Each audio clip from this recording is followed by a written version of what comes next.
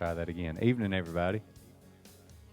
It's good to see y'all tonight for our Wednesday night prayer meeting. If you would, let's begin by singing a song that I had to go on YouTube to see how it went, and hopefully y'all will know it.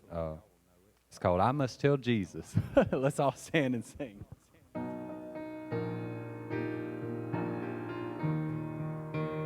I must tell Jesus all of my trials.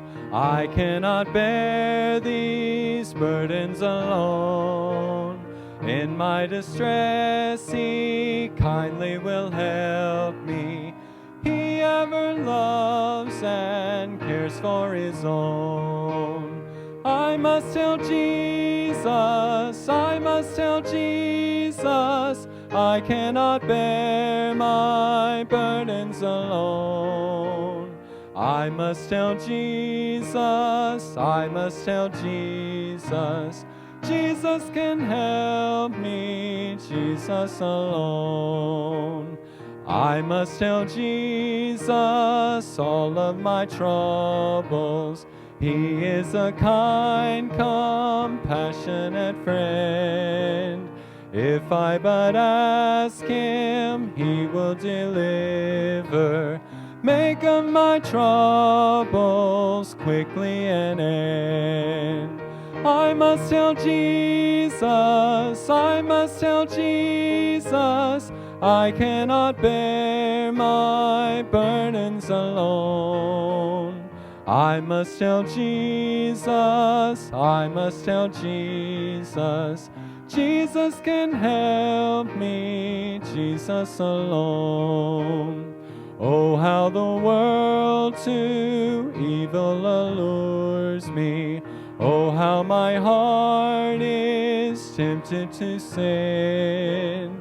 I must tell Jesus, and He will help me over the world the victory to win. I must tell Jesus, I must tell Jesus, I cannot bear my burdens alone. I must tell Jesus, I must tell Jesus, Jesus can help me, Jesus alone. Thank you, and you can be seated.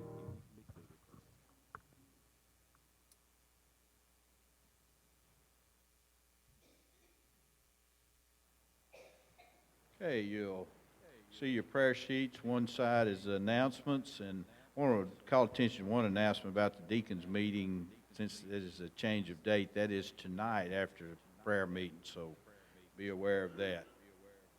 Okay, if you turn that sheet over, you'll find the category Illness and Other Needs. The names that have been added: Charlotte Seals Mann, that's the mother-in-law of Karen Seals, and she's having complications with blood pressure and heart. So that's Charlotte Seals Mann. Are there any other additions that need to be made to that category?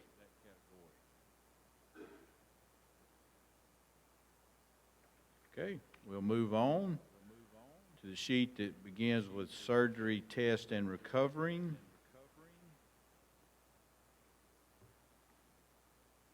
You'll see Alex Timberman there. Alex has done well with his surgery, and so he's recovering from that. Are there any other additions to surgery, test, and recovery?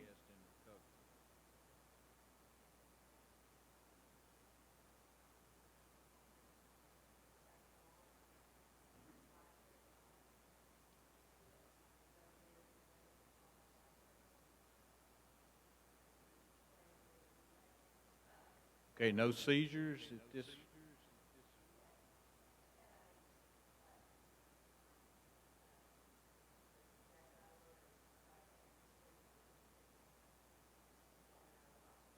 Okay, so that's Lauren Whitehead. We're taking her off the prayer list because she's doing very well after brain surgery. Any other updates or additions under surgery, test, and recovery?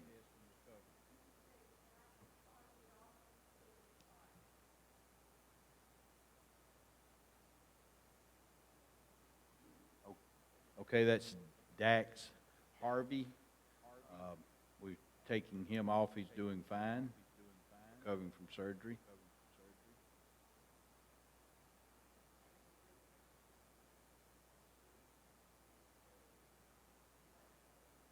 Okay, Marie Dickerson.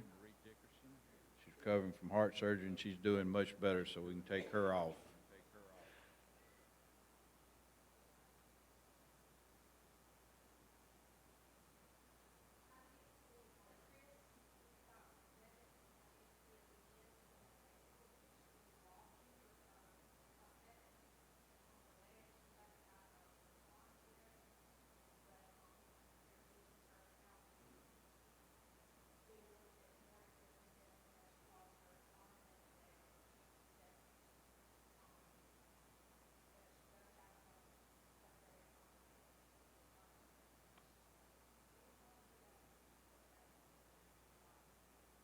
Okay, that's Chris Heathcock McDivitt. It had amputation of all 4 extremities. She has her prosthetic legs and is beginning to walk some at this point and is awaiting her prosthetic arms, but she's doing better.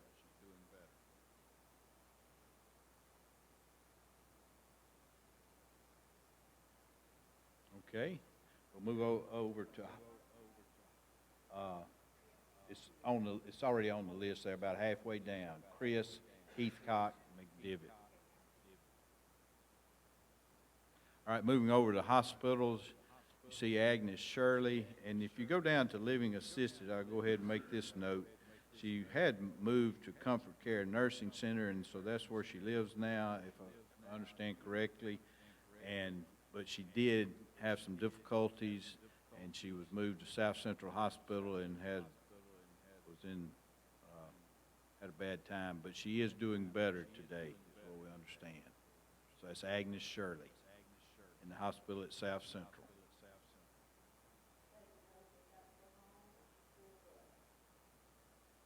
Okay. In hospitals, 10-month-old baby Melody in Memphis had spine surgery and is doing well. Got to go home. Any additions in the hospital category? Okay, moving to bereavement, you see the Harold Dickerson family. That's the grandfather of Megan Garner.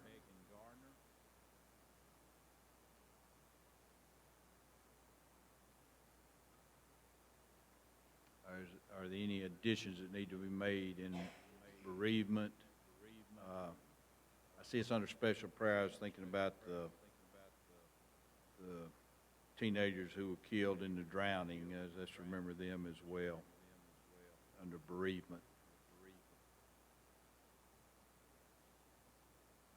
Any other additions? Okay, you'll see the special prayer. I already mentioned those victims of the accident in the river. Living assisted, we've already mentioned Miss Agnes and her relocation. Church members in service and homebound. Are there any additions, updates in those categories?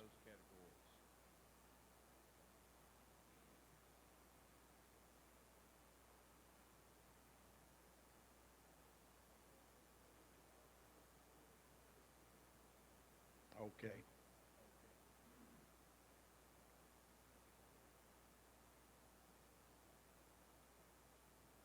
All right, anything else? I just say a prayer for these people involved in these categories. Chuck, would you lead us in that?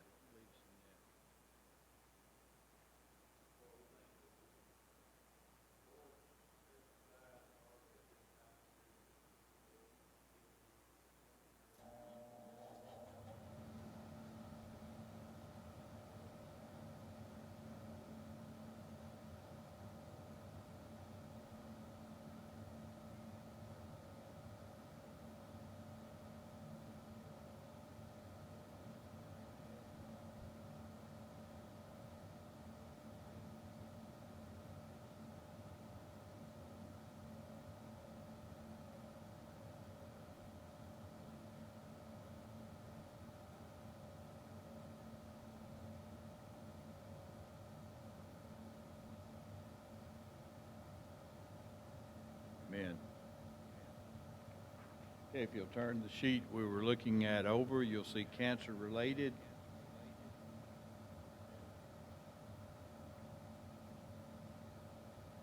See in red Donald Dearman recovering from his procedure, but if you want to ask him how he's doing, he's right over there. So we can trust that update to be accurate. All right, it's a long list, and I know some have been on a long time, but are there any additions or updates in the cancer-related category?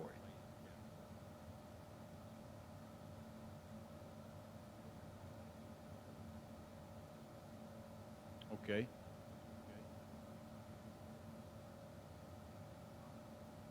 Okay, so that's great to hear. Stephanie Knight received a good report on her latest checkup in Houston.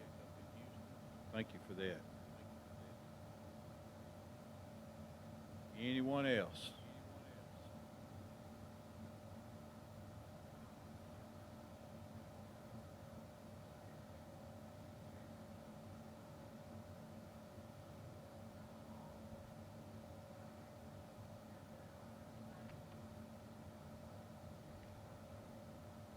Okay. All right, that's backing up to the hospitals. Felicia Knight, you see listed there, has been discharged from the hospital. Okay. And back over to cancer-related. Anything else there?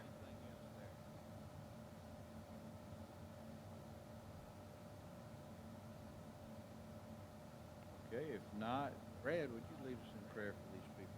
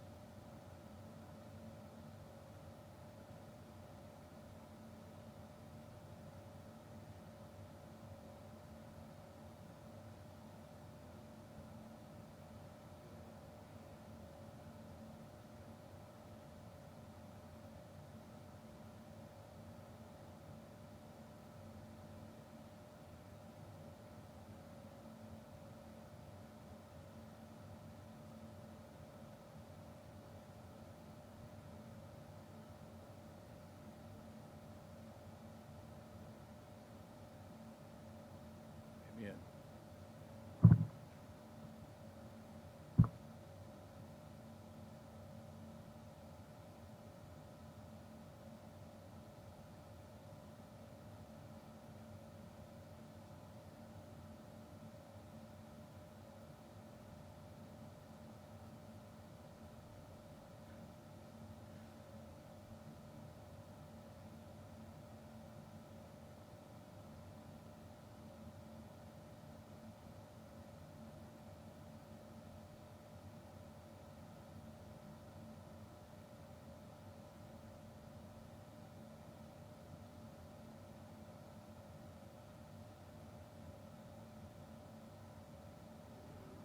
Test 1, 2. There I go.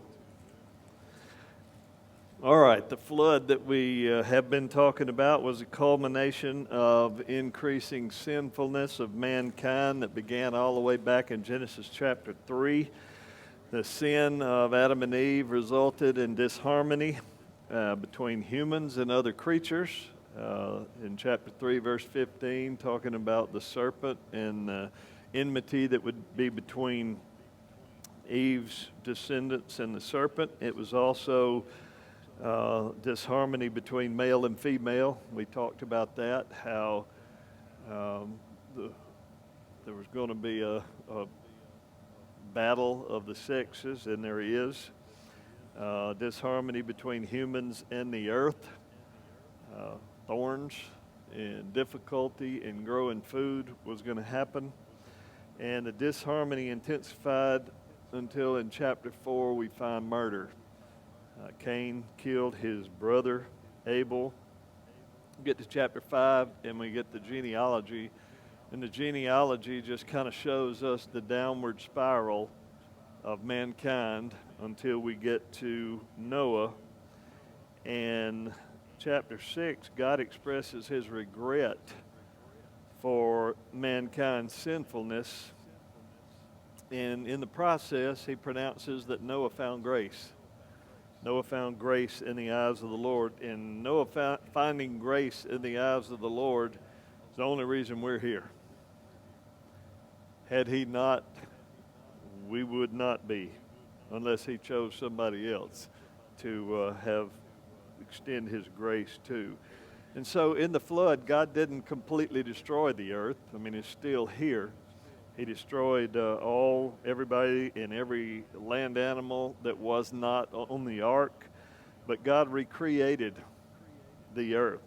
And it's interesting that the parallels in the flood account and the creation account. There's several things that kind of coincide. First of all, God called what he had created several times in chapter 1 good and very good.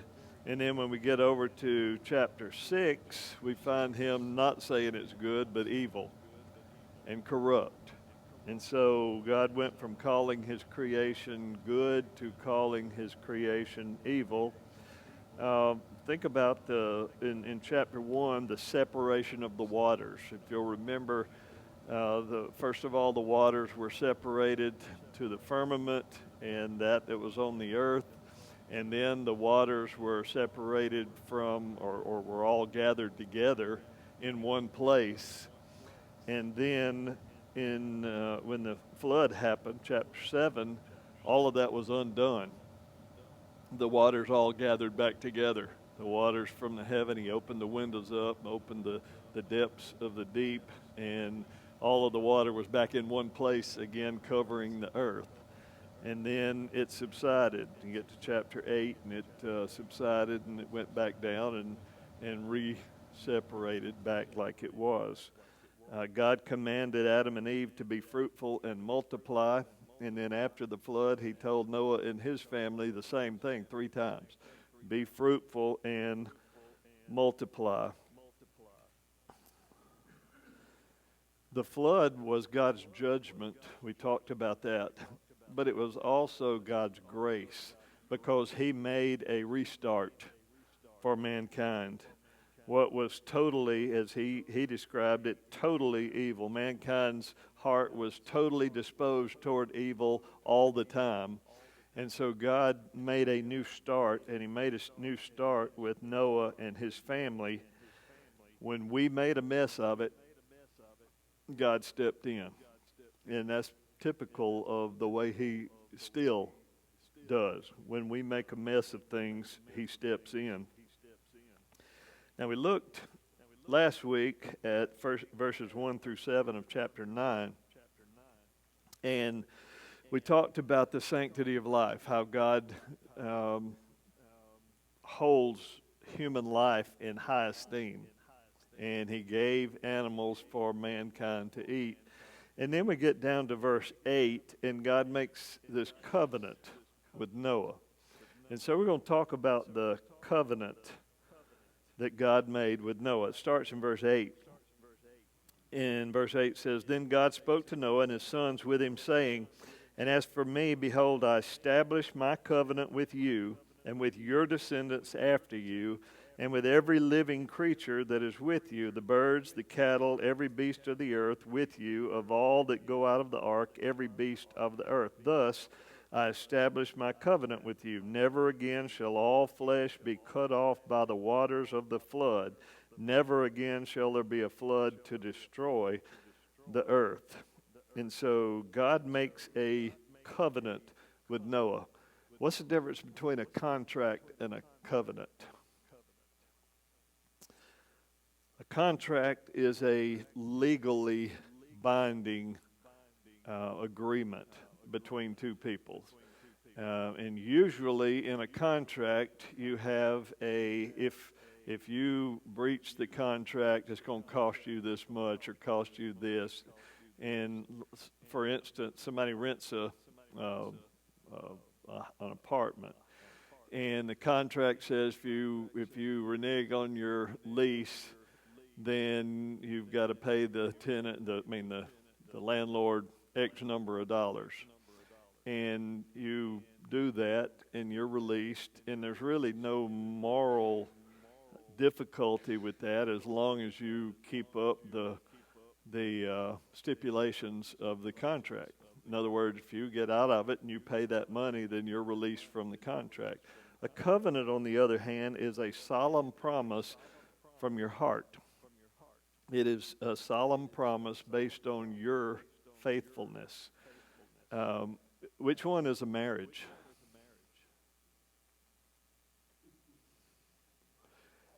It is both. It is both. There's a legal aspect to it. You have to go get a marriage license, and you come back and you file that with the state, and so that makes it a contract. But it is also a covenant, not just between the two of you, but between the two of you and God. And you make vows when you marry somebody, and so you vow, and your staying in that marriage is based on your faithfulness and your partner's faithfulness. And so a covenant is more than a contract. It is something that you say, based on who I am, I'm going to do this. And so God established his contract, or his covenant, not contract, with Noah. He's the one that brought it about. As for me, behold, I establish my covenant with you. Verse 11, thus I establish my covenant with you. And so God was the one who initiated this covenant. The flood did not wash away man's sinfulness. If you read on through chapter 9, you're going to find that it was a pretty good little while, but Noah, the most godly man that there was at that time, seemingly, falls into sin. And one of his sons does as well. And so the flood did not wash away man's sinfulness, but God made a covenant anyway.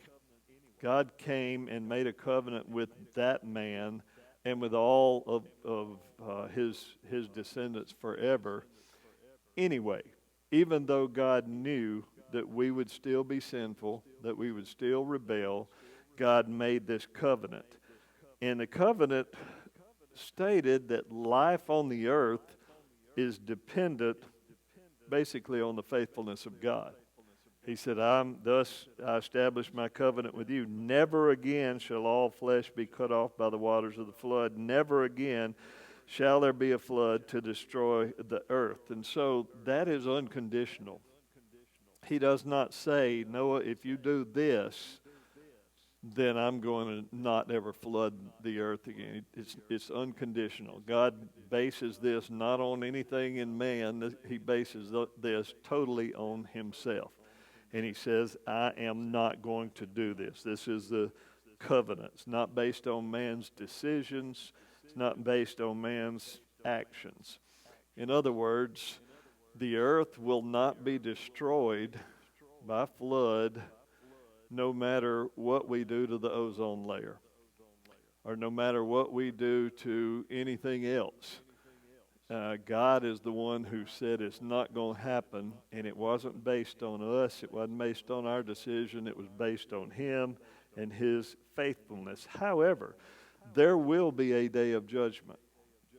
And that day of judgment, the Bible tells us, especially 1 Peter, that it's going to be judged, the world will be judged by fire, not by flood, but by fire. And so God is the one who established this covenant. Noah, we don't get to establish a covenant with God. In other words, we don't have anything to negotiate with. We don't come to God and negotiate the terms of a covenant. God, in his sovereignty, makes a covenant with us. The covenant that he made is with all humanity. and with all animals, and even with the earth, is what he said. Look at verse 9. As for me, behold, I establish my covenant with you and your descendants after you, and with every living creature that is with you, the birds, the cattle, every beast of the earth with you, and all that go out of the ark, every beast of the earth. Verse 12, God said, this is the sign of the covenant which I make between me and you and every living creature that is with you for perpetual generations. Verse 15, I will remember my covenant which is between me and you and every living creature of all flesh. The waters shall never again become a flood to destroy all flesh. Verse 16, the rainbow shall be in the cloud. I'll look on it to remember the everlasting covenant between God and every living creature of all flesh that is on the earth. Verse 17, God said to Noah, this is the sign of the covenant which I've established between me and all flesh that is on the earth. And back in verse 13, he said, I set my rainbow in the cloud. It shall be for the sign of the covenant between me and the earth. And so God made a covenant with Noah, all of his descendants, all mankind, because we all came from Noah and his sons. Every one of us. There's one race, and that one race is the human race. We all came from the same place. And we all came from Adam, but that all narrowed back down to Noah after the flood, and we all came from Noah through one of his three sons. Everybody that is on the earth. And that's who this covenant was made with. Noah's descendants, us. And so this is a covenant that's still in effect with us. The covenant was for all generations. Verse 12, God said, this is the sign of the covenant which I make between me and you and every living creature that is with you for perpetual generations. Verse 15, I'll remember my covenant which is between me and you and every living creature of all flesh. The waters shall never again become a flood to destroy all flesh. Verse 16, the rainbow shall be in the cloud. I will look on it to remember the everlasting covenant between God and every living creature of all flesh that is on the earth. And so the covenant is with all humanity, all the animal kingdom, the earth, and it is for all generations. The whole earth and its inhabitants will never be destroyed by flood again. Now this rules out that this was a local flood. This rules out that it could be a local flood. We've already talked about that, so I won't dwell on that. But God made his covenant saying, I'm not ever going to destroy all the earth and everything that's in it again, which means that he did that the first time. Just one more thing that kind of points to that. And so that's the covenant that God made. Now let's look at the sign of the covenant. Last Tuesday, I believe it was, had a storm blow up, and I don't remember where I had been, but came home. No, we were actually at home, and I walked outside and looked because it was kind of that strange yellowish color, and looked to my left down the street, and there was a rainbow that started on one side of the street, went all the way over and down to the other. And I texted Brad and said, rainbow alert. And he came out, and we just stood there and looked at it. And I think that's probably what happens when most people see a rainbow. Most people probably stop and look at it, stop it and admire it. But not everybody thinks of the rainbow the same way that we do. And not everybody, when they see a rainbow, thinks of the things of God.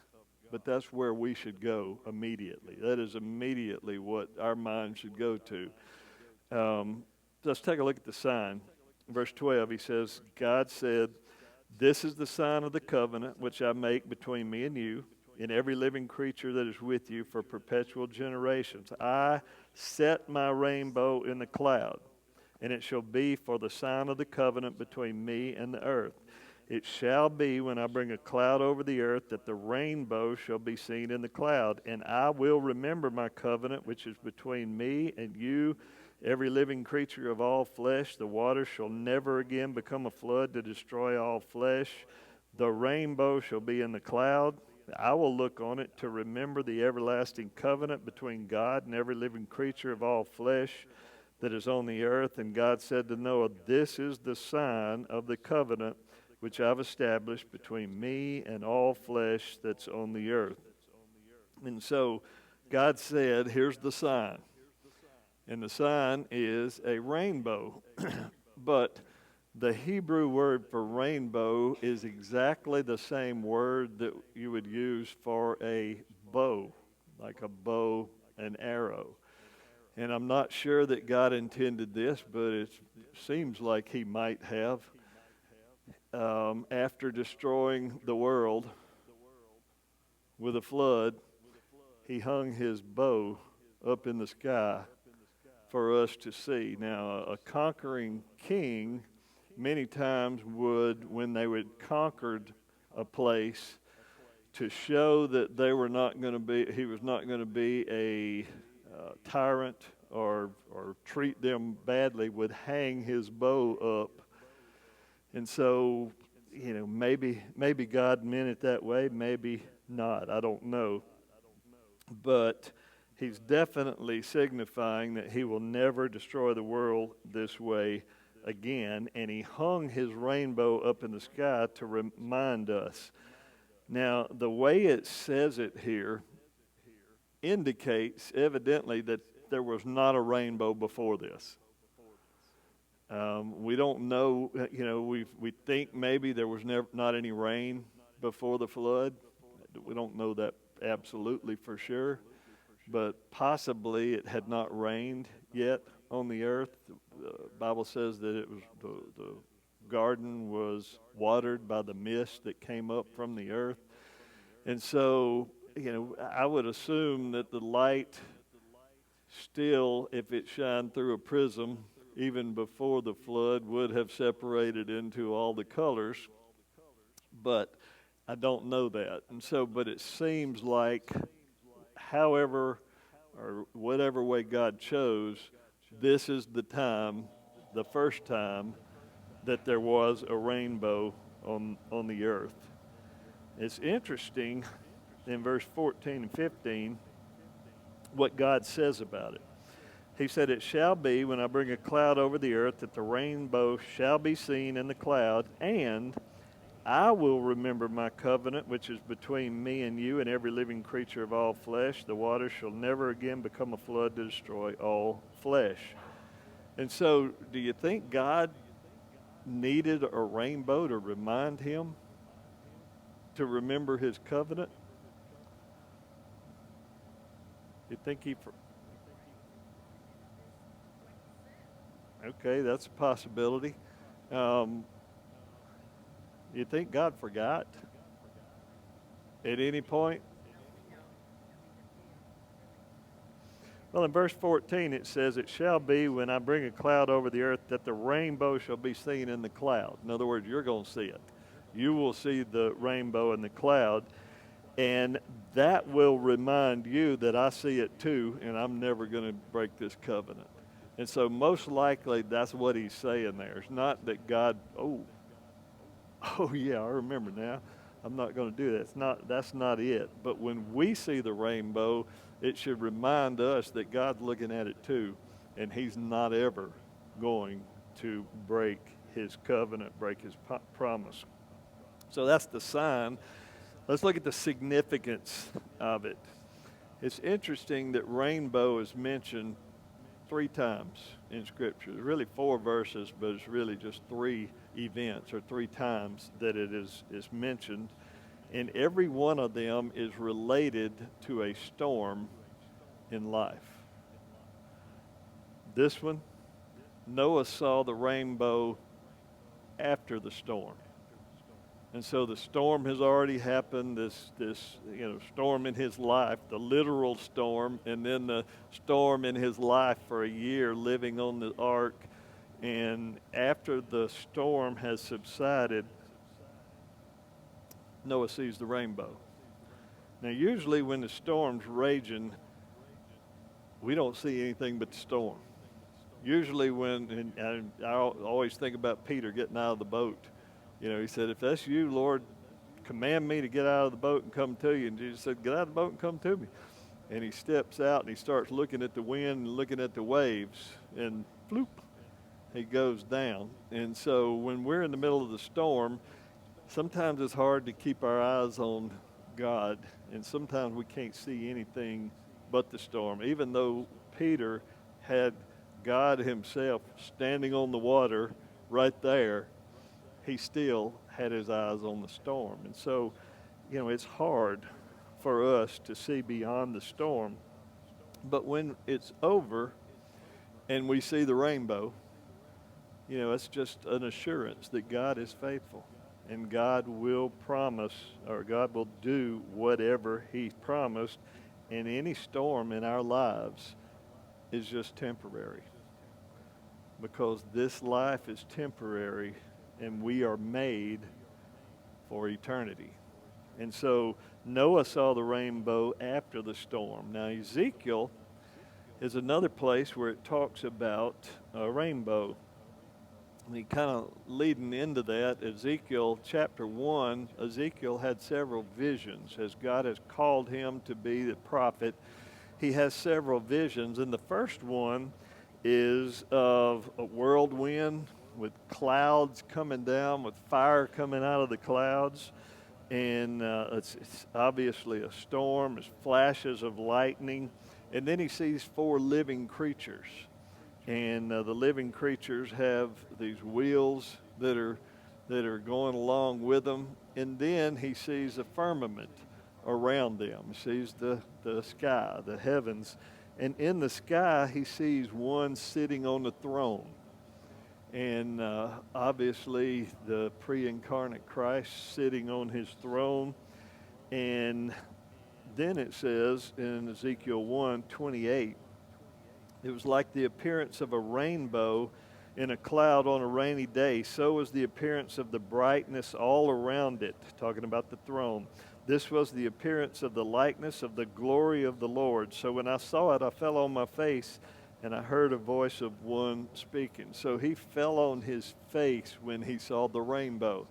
Now, he saw the rainbow in the middle of the storm.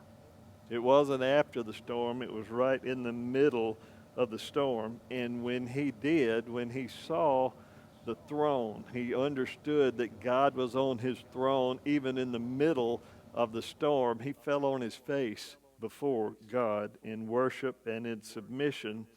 And it should remind us, that even in the worst storm, God's still sitting on his throne. And he is reigning from his throne. And so Noah saw the rainbow after the storm. Ezekiel saw the rainbow in the middle of the storm. Maybe go to Revelation chapter 4 and verse 3.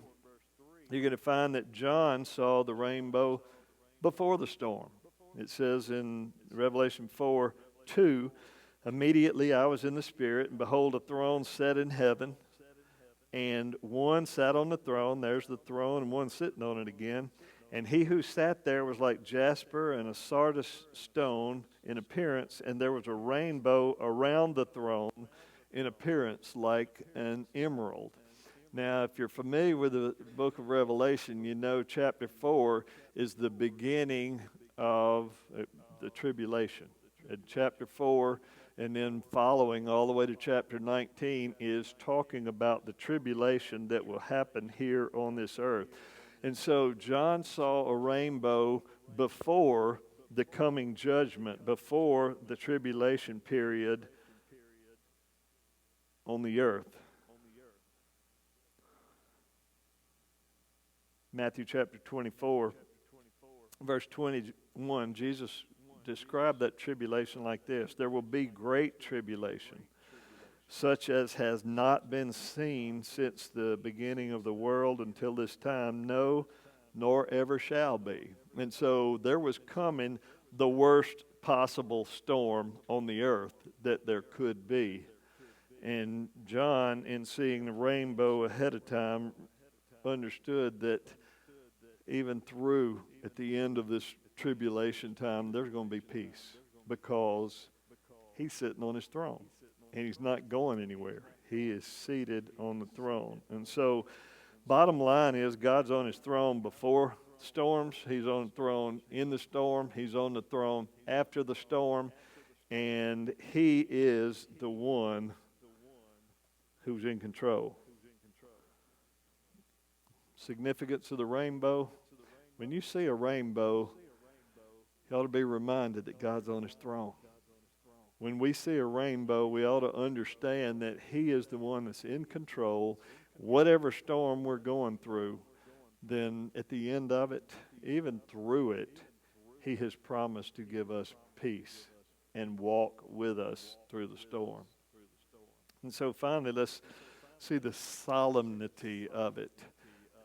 First of all, try to imagine Noah and his family getting off that ark. They went through this deluge where the waters came up from below, and the sky opened up, and the windows of heaven were open, and it rained for 40 days, covered the whole earth, and it was not just a gradual rising of that ark. I mean, it was, I'm sure, tossed every which way and moved all over the place. And you can imagine being worried about before it covered the whole earth, you're going to run into something, run into a mountain, run into trees or something, and being worried about that, and then being worried about eating, worried about feeding all these things. And then after you've been there a while and stopped raining, and you look out and there's nothing. There's nothing but water. And then they're on there for a year, and they get off of the boat, off of the ark, finally. We talked about this a little last week, but can you imagine what they were thinking or wondering? God just destroyed everybody on the earth. God just destroyed all the animals on the earth. I wonder what's next. What do we do? What's going to happen? And they worshiped. And then God put this rainbow up in the sky. And he told them about the covenant. I'm not ever going to do that again. And can you imagine them just standing there, first rainbow they've ever seen. And they're standing there looking at it. It was probably a worshipful time. It was probably a time that they were, a little bit nervous, a little bit frightened, and yet excited at the same time, just because God gave this sign to them. And so the rainbow should for us be a reminder of God's power. When I see a rainbow, I think of God and I think of his promise, but sometimes I don't think about the flood, which is what happened just prior to this. In fact, the flood was what brought this covenant on. And so we should stop and think about the flood. God destroyed the whole earth because of our sin, because of humanity's sinfulness. God destroyed the whole earth. First of all, that ought to make us think about the seriousness of sin. That, it's not just trivial. It's not just okay to do this and do this little sin or that little sin. All sin is sin against holy God. And so, first of all, we ought to think about the seriousness of sin. But in the midst of sending a flood that covered the whole earth, God saved a few people by his power, by his foresight, by his knowledge, and then by his holding that ark together. I'm sure Noah did a good job building it, but I'm also sure that God held it together.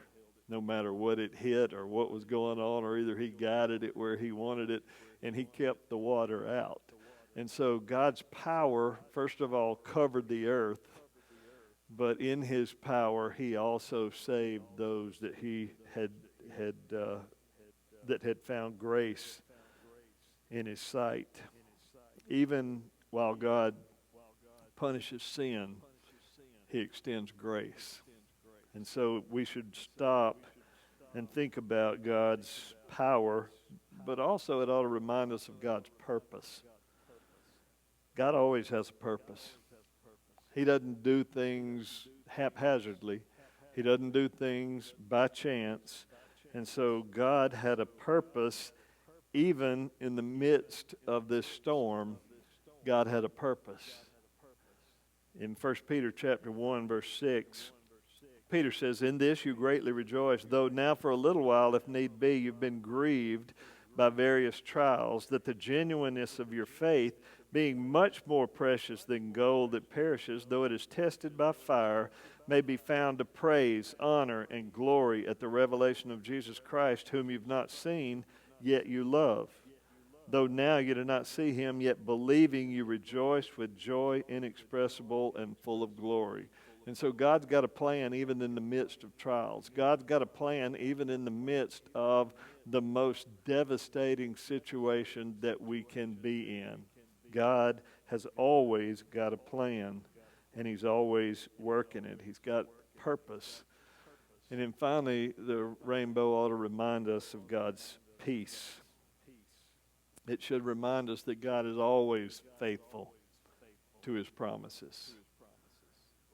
He promised never to flood the earth, the whole earth again, and destroy all life again. And he is faithful. And that ought to bring peace. That ought to bring peace to us no matter what's going on, no matter what we're going through, no matter what the deal is. Isaiah chapter 26 and verse 3, he said, "You will keep him in perfect peace, whose mind is stayed on you, because he trusts in you." Rainbow ought to push us to God. It ought to push us to him and cause us to trust him absolutely. In John 14:27, Jesus said, "Peace I leave with you, my peace I give to you. Not as the world gives do I give to you. Let not your heart be troubled, neither let it be afraid." No matter what floods come, no matter what storms come, Jesus said, "I'll give you peace, even in the middle of it." Even in the middle of it. And so rainbows ought to cause us to think about God every time. What do you want to add or subtract?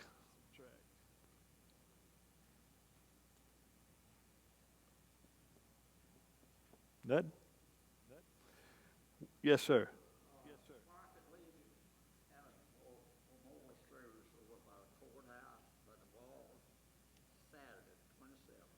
All right. All right. Memorial Day service by the courthouse. When? The 27th? All right. What time? I think it's going to start at 2 o'clock. All right. Memorial Day service by the courthouse, 2 o'clock on the 27th, 1:30. Do I hear one? No. All right, if you missed the picnic, you missed a blessing. There were between 80 and 90 people that came out for the picnic, and it was a good time. Kids had jumpy things and throwing things and lots of food, and there was lots of desserts, and everything was good. Hamburgers and hot dogs, and you missed a treat. I almost started preaching. We had so many people out there. Sir? And a cool breeze off the water. It sure was. The weather could not have been more perfect than that. Y'all be praying for us. We'll be headed to Builders for Christ to Norman, Oklahoma. We've been praying for them because they've been getting a lot of rain, and we're going to be framing up the inside of a metal building. And the metal building's not there yet. It's almost there. I got a picture today, and it just lacked some trim and ridge down the middle, but they've still got to spray foam the whole building and then spray a coat of some sort of paint that's a thermal barrier over that before we get there. And so we'll start working next Friday, not this coming Friday, but the next. Some of us will start working on Wednesday, trying to get a head start so that when the big crowd gets there, we'll not be getting overrun. So be praying for us as we go. Any other word? Any other announcements? All right, let's pray. God, thank you so much for your sign that you've put in the sky, Lord, the rainbow. I pray that as we look at it every time, we will turn our thoughts to you, of your power, Lord, of your peace that we can have in the midst of the storm, Lord, of your purposes that you are working out even in the middle of storms. Lord, help us to turn to you and walk in your peace. And I pray it all in Jesus' name. Amen.